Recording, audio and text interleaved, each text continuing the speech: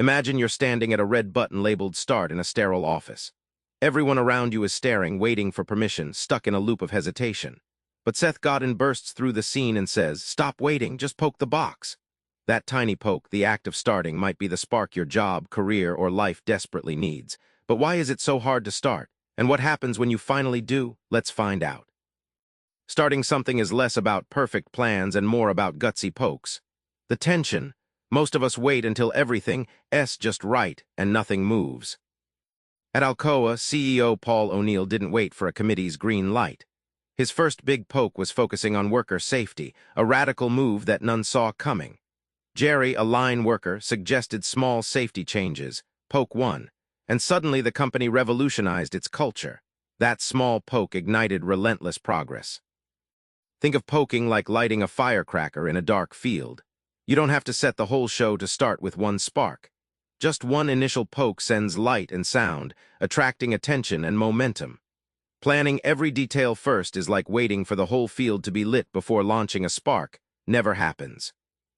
When you poke the box, you swap out the endless planning paralysis for action-fueled learning. Instead of being frozen by analysis, poking gives you fast feedback, shows what really works, and lets you adapt. That's the surprising payoff.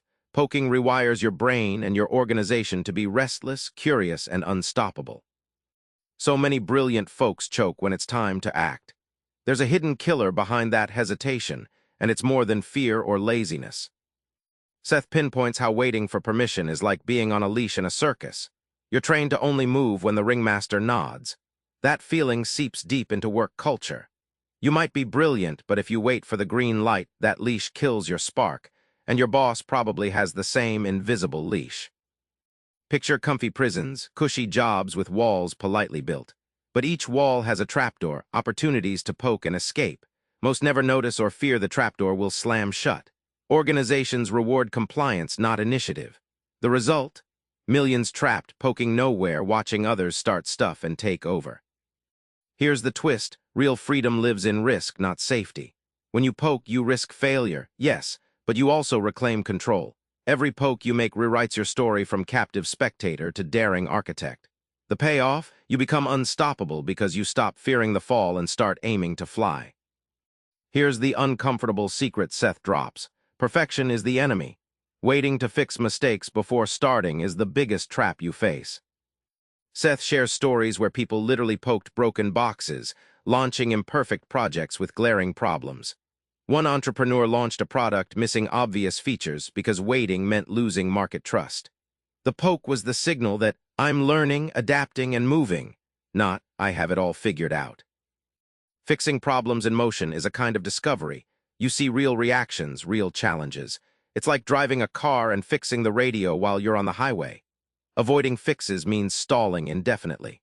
The real learning, the only learning, comes from the messy middle. Sustained courage, the willingness to poke over and over, fail then poke again, is the rarest resource. Perfectionists never develop this muscle because they're always waiting. When you poke, you develop grit and resilience that outshine perfect ideas trapped forever in draft mode.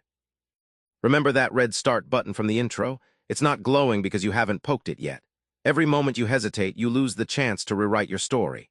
Grab a small risk, poke your box, be it an idea, project, or conversation, and watch the unexpected open up. Try this, pick one tiny thing today and poke it. No waiting, no perfect plan, just start. Subscribe for more book summaries like this one.